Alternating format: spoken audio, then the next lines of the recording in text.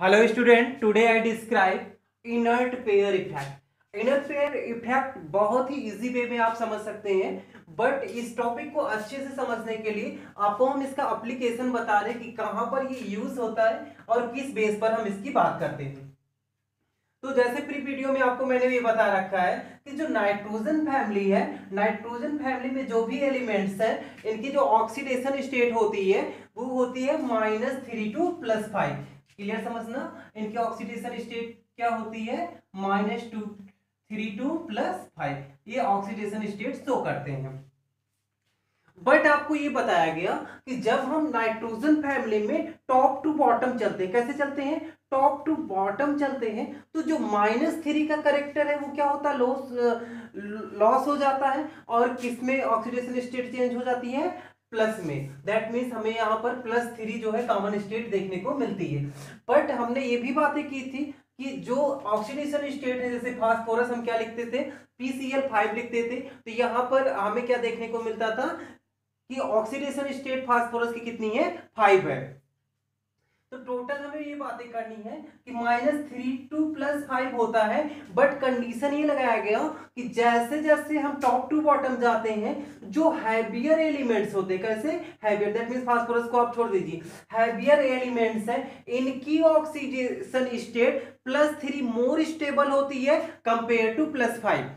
क्या होता है, इनकी जो हैवियर एलिमेंट्स हैं, पी ब्लॉक एलिमेंट्स की हम बात करेंगे, जो इनर्ट पेयर इफेक्ट की हम बात करते हैं वो भी पी ब्लॉक के एलिमेंट्स के लिए हम बात करें। तो यहां पर जो मेरा टॉपिक है वो नाइट्रोजन फैमिली से है, तो हमें ये बताना है कि इनकी जो ऑक्सीडेशन स्टेट होगी वो +3 +3 +5 या +5 दोनों हो सकती है, +3 +5 +3 +5।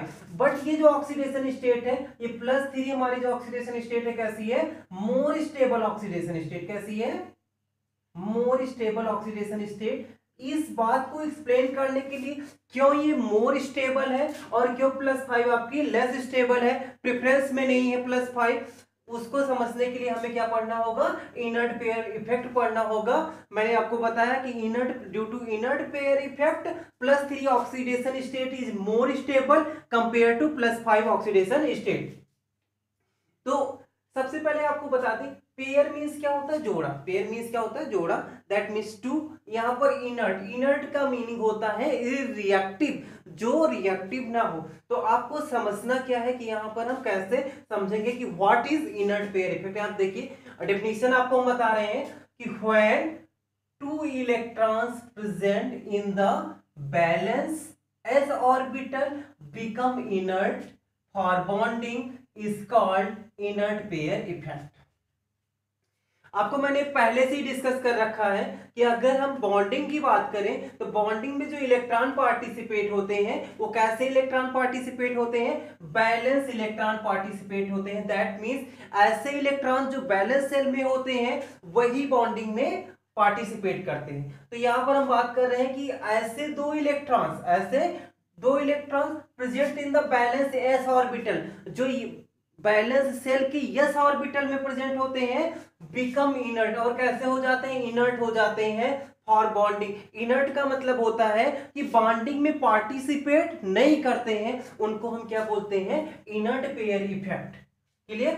आगे हम इसकी बात कर रहे हैं कि टू इलेक्ट्रॉन्स, दैट मींस पूरी बातों को और अच्छे से समझने के लिए, that means two electron, inert pair की अगर हम बात करें कितने इलेक्ट्रॉन्स की, टू इलेक्ट्रॉन्स की बात करेंगे, और टू इलेक्ट्रॉन्स मिलकर क्या बन जाएगा, वन आपका पेयर बन जाएगा। ठीक है, तो इसीलिए हम इसे क्या बोल रहे हैं, इनर्ट पेयर बोल रहे हैं कि एक पेयर है और वो कैसा हो गया है, इनर्ट हो गया है। कैसा हो गया है, यहाँ पर दिखा जा रहा है yes orbit balance, yes orbital become inert. जो इलेक्ट्रॉन से कहां पर यस ऑर्बिटल में वो क्या हो गया, इनर्ट हो गया, इरिएक्टिव हो गया, पार्टिसिपेट नहीं करेगा।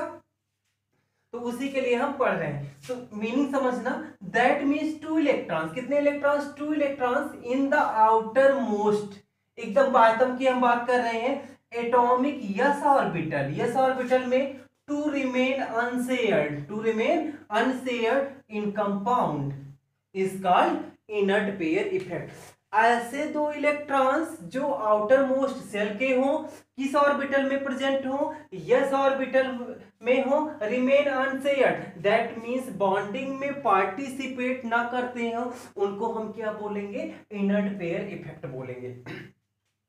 इसके पहले मैंने वीडियो में बात की थी कि जो ऑक्सीडेशन स्टेट की हम बात करते हैं कि -3 टू +5, मीनिंग क्या होता है, दैट मीन्स अगर किसी की ऑक्सीडेशन -3 है तो इसका मतलब ये होता है कि उसने 3 इलेक्ट्रॉन को क्या किया है, एक्सेप्ट किया है। और अगर +5 है या +3 है तो इसकी मीनिंग क्या होती है, उन्होंने 3 इलेक्ट्रॉन्स को डोनेट किया है या 5 इलेक्ट्रॉन को क्या किया है, डोनेट किया है। तो यहां पर इनर्ट पेयर इफेक्ट जो हमें समझना है, हमें बस ये समझना है टॉपिक कि जो हमारे पास है, ठीक है, हैवियर एलिमेंट्स है, ये क्यों 3 इलेक्ट्रॉन्स को ही रिमूव कर रहे हैं, 5 इलेक्ट्रॉन को रिमूव नहीं कर रहे हैं। क्योंकि मैं यहाँ पे आपको बता रहा हूं ना कि +3 ऑक्सीडेशन स्टेट क्या होती है, मोर स्टेबल स्टेट होती है कंपेयर टू +5। तो जो ये +3 है ये क्यों स्टेबिलिटी को दे रही है, दैट मीन्स क्यों 3 इलेक्ट्रॉन्स ही बाहर जा रहे हैं, 5 इलेक्ट्रॉन्स बाहर नहीं जा रहे हैं।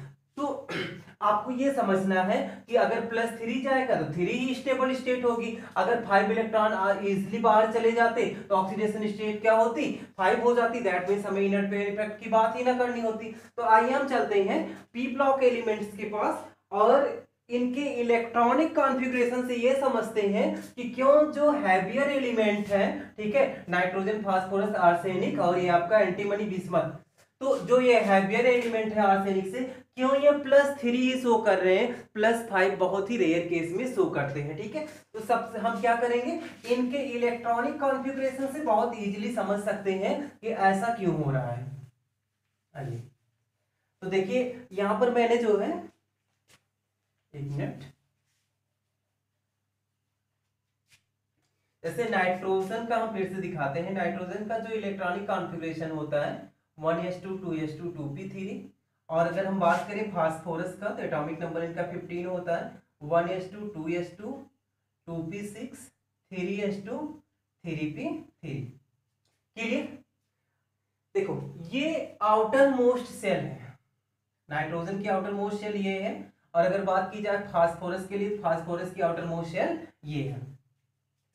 जब आपको इलेक्ट्रॉन निकालना होगा बाहर, क्योंकि +3 ऑक्सीडेशन स्टेट कब होगी, जब यहां पर 3 इलेक्ट्रॉन बाहर चले जाएंगे, जैसे ही 3 इलेक्ट्रॉन्स बाहर जाएंगे तो इस पे चार्ज कितना आ जाएगा, 3+ आ जाएगा। तो यहां पर 3 इलेक्ट्रॉन गया और उसके बाद 2 इलेक्ट्रॉन्स और है, जैसा मैंने आपको दिखाया कि नाइट्रोजन जो है +5 ऑक्सीडेशन स्टेट भी शो करता है, फास्फोरस भी शो करता है। यहां से आप P से इलेक्ट्रॉन निकालेंगे और P के जस्ट बाद आप क्या देख रहे हैं, यस वाला ऑर्बिटल है, यहां से भी आपका इलेक्ट्रॉन रिमूव हो जाएगा। बीच में कोई इफेक्ट नहीं आ रहा है, बीच में कोई दूसरा ऑर्बिटल नहीं आ रहा है जो इन पे क्या करे, कोई वर्क करे और कोई ऐसा अट्रैक्शन ऑफ फोर्स लगाए कि जिससे इस इलेक्ट्रॉन को हमें रिमूव करने के लिए क्या हो, प्रॉब्लम हो और हम आसानी से रिमूव ना कर पाए। वही कंडीशन अगर हम फास्फोरस के लिए चलते हैं तो यहां पर क्या देख रहे हो, 3s2 और 3p3, p से p ऑर्बिटल से इलेक्ट्रॉन को रिमूव करेंगे और देन उसके बाद हम क्या करेंगे, यस इलेक्ट्रॉन से भी इलेक्ट्रॉन को रिमूव कर देंगे और इलेक्ट्रॉन क्या हो जाएगा, बाहर हो जाएगा। बट कंडीशन अगर हम आर्सेनिक और बिस्मथ में देखें, सॉरी आर्सेनिक और एंटीमनी में देखें, तो यहां पर देखिए इनका जो इलेक्ट्रॉनिक कॉन्फ़िगरेशन है, जो इनका इलेक्ट्रॉनिक कॉन्फ़िगरेशन है कुछ आपको ऐसे दिख रहा होगा, ठीक है। तो अगर हम इसको ले लेते हैं एंटीमनी को, किसको ले ले, एंटीमनी को ले ले, थोड़ा सा ऊपर दिखाते हैं। तो इनका जो इलेक्ट्रॉनिक कॉन्फ़िगरेशन है आप देखिए यहाँ पे, लास्ट हम राइट करते हैं यहां से 5s2 4d10 4d10 5p3। अब आपको क्या करना है, यहां पर इलेक्ट्रॉन्स को रिमूव करना है। अगर आप क्या करते हैं,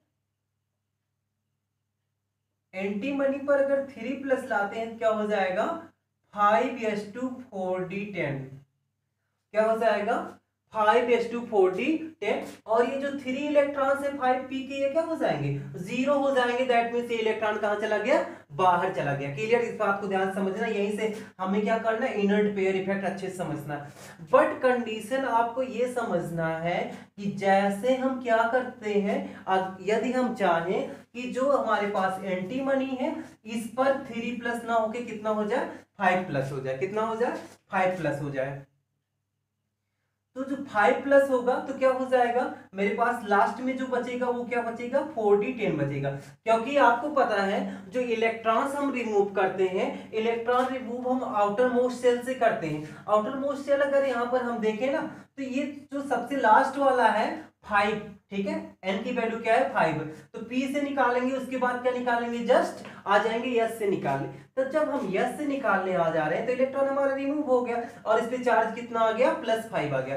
अब कंडीशन यहां पर देखना, आपने जो 5p3 था इस इलेक्ट्रॉन को बहुत इजी वे से निकाल लिया, क्योंकि जो न्यूक्लियस था, न्यूक्लियस और इनके बीच अट्रैक्शन था वो क्या था, वीक था, आउटर मोस्ट शेल में होने के कारण। लेकिन यहां पर देखो, जब आप 5s के लिए निकालने जाते हैं तो यहां पर आपने देखा क्या, 5s है, उसके बाद क्या है, 4d है, क्या है, 4d है, तब आपका 5p आता। तो जो ये d इलेक्ट्रॉन से क्या आ जा रहा है, ये बीच में आ रहा है। दैट मीन्स इस d इलेक्ट्रॉन के कारण जो s के इलेक्ट्रॉन है ये न्यूक्लियस से क्लोजली और स्ट्रांगली क्या है, बॉन्डेड है। इनके बीच क्या है, फोर्स ऑफ अट्रैक्शन बहुत ही ज्यादा है। बहुत इजी वे से हम इलेक्ट्रॉन नहीं निकाल सकते हैं, हमें इनको रिमूव करने के लिए मैक्सिमम अमाउंट में एनर्जी देनी होगी। तो आपको मैं बता दूं, जो इनर्ट पेयर इफेक्ट एराइज होता है किसकी वजह से होता है, वो 4d d की हम बात करेंगे, d orbital and f orbital. अगर हम बिस्मथ का इलेक्ट्रॉनिक कॉन्फ़िगरेशन राइट करेंगे तो इनका जो इलेक्ट्रॉनिक कॉन्फ़िगरेशन होगा हमें क्या मिल जाएगा, बीच में f भी आ जाएगा। बीच में क्या आ जाएगा, f भी आ जाएगा। तो उस f से हमें क्या समझना होगा कि जो बीच की इलेक्ट्रॉन्स है, बीच के जो इलेक्ट्रॉन्स है वहां पर क्या आ जाएगा, f आ जाएगा। तो f ऑर्बिटल और d ऑर्बिटल, यहां पर तो आपको d ही मिल रहा है। जब इसका हम इलेक्ट्रॉनिक कॉन्फ़िगरेशन करेंगे तो जो 6s2 है और 6p3 है उसके बीच में क्या आएगा, आपका 4f आएगा और 5d आएगा। आप इलेक्ट्रॉनिक कॉन्फ़िगरेशन करेंगे तो मिल जाएगा, ठीक है। तो वहां पर हमें यह समझना होगा कि जो इनके बीच की एक गैपिंग आ जा रही है, दैट मीन्स डिस्टर्बेंस एराइज हो रहा है कि ये क्या हो जा रहे हैं, ये यस वाले न्यूक्लियस से ज्यादा क्लोज हो जा रहे हैं, इसलिए बहुत आसानी से बाहर नहीं आएंगे। तो यही हमारा क्या होता है, इनर्ट पेयर इफेक्ट की जो इनर कोर में इलेक्ट्रॉन कहां पर है, इनर कोर में इलेक्ट्रॉन है वो रिमूव नहीं हो रहे हैं। रिमूव होने का मतलब बाहर नहीं आ रहे हैं, बॉन्डिंग में पार्टिसिपेट नहीं हो रहे हैं। बॉन्डिंग में क्यों पार्टिसिपेट नहीं हो रहे हैं, due to presence of d orbital और due to presence of f orbital. तो यहां पर देखो, जो मैं आपको बताना चाह रहा हूं कि जो नाइट्रोजन फैमिली के एलिमेंट्स हैं ये क्या करते हैं, जो हैवियर एलिमेंट्स हैं ये +3 ऑक्सीडेशन स्टेट को मोर फेवर करते हैं कंपेयर टू +5। रीजन यही है कि 3 इलेक्ट्रॉन्स तो मुझे यहां पर रिमूव करना क्या हो जाएगा, बहुत ही इजी हो जाएगा। बट जो उसके बाद मुझे 2 इलेक्ट्रॉन्स और निकाले हैं, +5 ऑक्सीडेशन स्टेट चेंज करनी है, उसके लिए हम क्या देख रहे हैं, बीच में आपके पास क्या है, d इलेक्ट्रॉन्स है। तो d इलेक्ट्रॉन्स जो है इनके बीच में होने से जो ये आपका यस है, इनके बीच का और न्यूक्लियस के बीच का अट्रैक्शन क्या हो जाता है, क्लोज हो जाता है। इसलिए ये इलेक्ट्रॉन इजी वे में बाहर नहीं आते हैं। और ये जो हैवियर एलिमेंट्स हैं कौन से ऑक्सीडेशन स्टेट शो करते हैं, लोअर ऑक्सीडेशन शो करते हैं, +3 ऑक्सीडेशन स्टेट शो करते हैं। तो इनर्ट पेयर का जो एप्लीकेशन है यही है कि जो इलेक्ट्रॉन्स है इनर कोर में वो बॉन्डिंग में पार्टिसिपेट नहीं करेंगे। रीजन क्या होगा, due to presence of d orbital और f ऑर्बिटल। ये किसके लिए एप्लीकेबल है, applicable only for p block element. और p ब्लॉक एलिमेंट में किसके लिए एप्लीकेबल है, जहां पर d और f ब्लॉक d और f ऑर्बिटल पार्टिसिपेट करते हैं। दैट मींस हैवियर एलिमेंट्स के लिए, किसके लिए, हैवियर एलिमेंट्स के लिए। Thank you for watching.